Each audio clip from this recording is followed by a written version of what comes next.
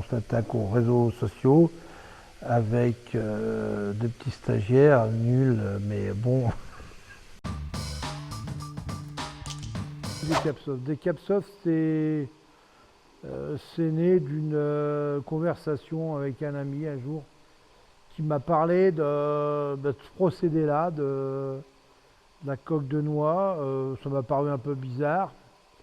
Et puis je me suis intéressé à la chose et bon, c'est resté comme ça dans un coin de ma tête. C'était un projet environnemental, c'était un projet qui n'était pas connu, pas commun. Je suis retourné voir l'industriel, je lui ai dit, bah, écoutez, moi, je peux monter un atelier de décapage végétal à côté de chez vous et travailler pour vous.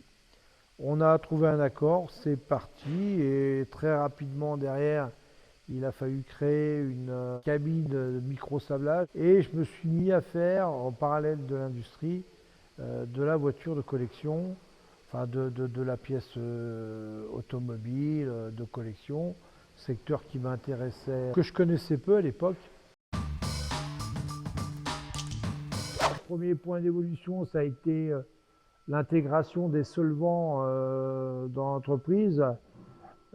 Parce qu'il a fallu à un moment donné, j'étais en difficulté, il y a un industriel qui est venu me voir, qui m'a dit qu'il avait des barres de glissières de porte de véhicules professionnels. Et il me dit, monsieur, vous avez 3 minutes pour me décaper ça. Si vous arrivez à le faire en 3 minutes, on peut faire un essai. Bon, il s'est avéré que le chlorure de méthylène a super bien fait réagir l'horizon, ce qui fait que je me suis engagé là-dedans. C'était un petit peu la survie de la société à l'époque, sinon je ne l'aurais pas fait. Et on s'est retrouvé à décaper en l'espace de 18 mois 170 000 rails de glissière. Donc voilà, ça a lancé l'entreprise. Ce marché s'est arrêté, mais j'avais intégré le chlorure de méthylène, ce qui m'a permis de développer d'autres produits parallèles, le bois, voilà, les cônes d'hélice, etc. L'autre évolution, ça a été en 2008, ça a été la fabrication de gaz carbonique. On a monté Cleosoft, qui est une société qui faisait de la fabrication de gaz carbonique et du nettoyage cryogénique. Et puis, bon, ça nous a permis de développer chez des industriels beaucoup plus de business parce qu'on y allait, quand je me déplaçais avec deux solutions, une solution cryogénique et une solution coque de noix. J'avoue que c'est vraiment la cryogénie qui a interpellé les industriels et qui m'a fait entrer dans beaucoup d'industries. Après, l'évolution du décapage de la voiture de collection a augmenté. On a commencé à avoir de plus en plus de voitures, d'être connues, d'être reconnues. En 2015, on a commencé à faire le salon Rétromobile où là, je me suis fait beaucoup plus connaître. Ça permet de travailler des produits très délicats, hein, des produits du patrimoine. Et en 2003, on en a commencé à deux. À ce jour, on est, ça aussi, entre 9 10 personnes, parfois des intérimaires. On a eu des périodes quand on avait Cryosoft, les rails, on est monté à une douzaine de personnes. Pour améliorer les conditions de travail, en 2018, j'ai commandé deux autres machines, rétrofité la première. J'ai refait entièrement l'atelier, 3 cabines, 2 cabines coque de noix, une cabine Corindon qui est une cabine qui est un petit peu particulière parce qu'on a on a un plancher récupérateur à dépression, ce qui existe très peu aujourd'hui. C'est un pari que je me suis fait, qui est un pari gagnant puisque ça nous évite énormément de problèmes de maintenance. Ça marche super bien. On avait éco-conçu un caisson que l'on voulait vendre aux industriels pour qu'ils décapent chez eux leurs pièces. On a conçu le caisson.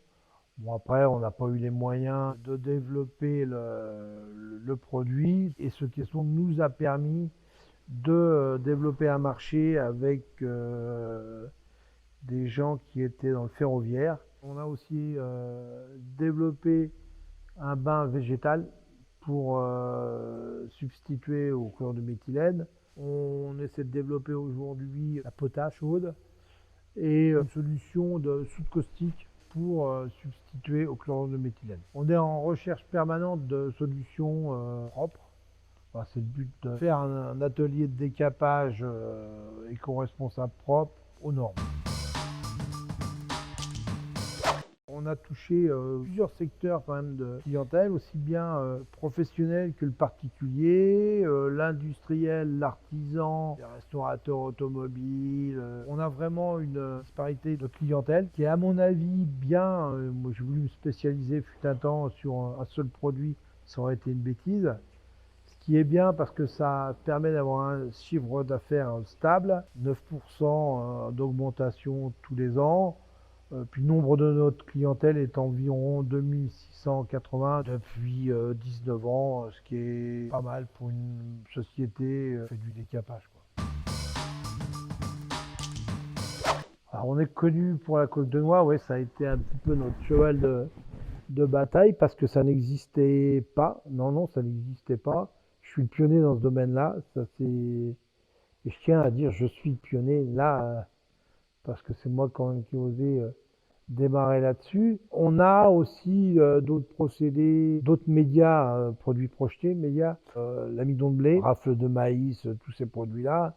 Mais nous, nos cabines tournent avec de la coque de noix ou coque de fruits, toujours avec le même fournisseur, hein, depuis 19 ans, quelqu'un de fiable. On travaille aussi avec des archifines, c'est-à-dire ce sont des minéraux, pour faire du microsablage très fin.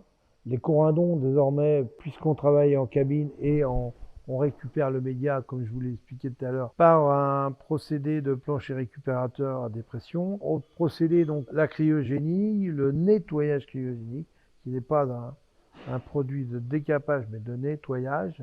Après, on a les bains, donc chlorure de méthylène, huile d'oricin, l'huile de colza, potasse, comme je vous expliquais, et bientôt certainement de la soude caustique. Le chantier majeur, c'était les enseignes de la Samaritaine, où là on était à 28 mètres de hauteur, on a décapé 5 enseignes pendant 5 semaines, dans des conditions assez particulière parce que c'était pendant les fêtes de Noël et on avait les gens qui étaient en dessous qui venaient faire leur emplettes de Noël. Ça a été un bon souvenir. Après, on a eu des chantiers comme une Bugatti Atalante, une voiture à 3 millions d'euros, qui est une magnifique voiture. On a été fiers de la faire. Une DB4 Zagato également, une magnifique voiture aussi. On a fait le château des Forges entièrement, qui est un très beau château dans la région. On a décapé aussi pratiquement toute la rue Victor Hugo en façade à Poitiers. On a fait un cône de la fusée Ariane, on a enlevé des capteurs qu'il y avait dessus. Bon, c'est assez délicat. Et actuellement, on est sur les huisseries du Grand Palais, hein. On a fait quelques huisseries du château de Versailles. On est sur le domaine de Gondy, où là aussi, on a fait des lambris sculptés magnifiques. Ça aussi, c'est un super beau chantier. Voilà, on travaille de plus en plus dans le patrimoine, alors aussi bien dans l'automobile que dans le bois. On travaille avec le must des restaurateurs ébénistes en patrimoine, donc ouais, c'est une certaine fierté. On est certifié ISO 9001 et on est CPE, l'autorisation préfectorale nous permettant d'exploiter. Donc aujourd'hui, on est certainement dans les derniers décapeurs, hein, parce qu'on a pris cette filière éco-responsable. Je dis bien éco-responsable et non écologique. Et c'est pour cette raison-là que la société perdure, je crois. Et on est fréquemment appelé par des industriels. À ce propos, on a également aussi, depuis une dizaine d'années, misé beaucoup sur un site internet avec un référencement qui nous permet d'être hyper bien placé sur les pages de décapage. C'est un site qui explique énormément notre travail. C'est peut-être un peu de trop, mais c'est mon côté technique qui a été réalisé par la société Ilito. Et désormais, on s'attaque aux réseaux sociaux. On s'est aperçu que de toute façon aujourd'hui, tout passe par les réseaux sociaux, le référencement. Donc ce qu'il faut, c'est avoir, je crois, de la notoriété, une réputation. Et une fois qu'on a cette notoriété, cette réputation, il faut la faire valoir. Et après, bah, ça vient tout seul. Ou quand vous avez des références, bah, vous rentrez plus facilement dans l'industrie ou dans n'importe quel domaine. On sponsorise GMT 94, qui a été 3 fois champion du monde d'endurance. On sponsorise aussi un pilote handicapé, Andy Pirate. Puis après, au niveau des manifestations automobiles, de clubs automobiles, on sponsorise des associations locales telles que le théâtre, équipe de foot, équipe de basket. Dernièrement, une œuvre humanitaire qui est allée chercher des Ukrainiens. On essaie d'aider un petit peu comme on peut les assos. Notamment au rétromobile, historique auto, époque auto, surtout des manifestations automobiles de collection, très peu de salons industriels en fait. Ouais, l'avenir de Decapsoft, ça va être, je vais tirer ma révérence d'ici 2-3 ans, j'espère. J'espère que mon repreneur aura le même état d'esprit que moi et qu'il développera un système de franchise. Énormément de gens m'ont demandé de monter un atelier dans leur région, surtout dans le sud. Tant que je serai là, je veux améliorer. J'ai toujours essayé d'améliorer, j'ai toujours réinvesti. Voilà, quand je partirai, je continuerai peut-être à développer. Non, mais voilà, en quelque sorte, c'est ça.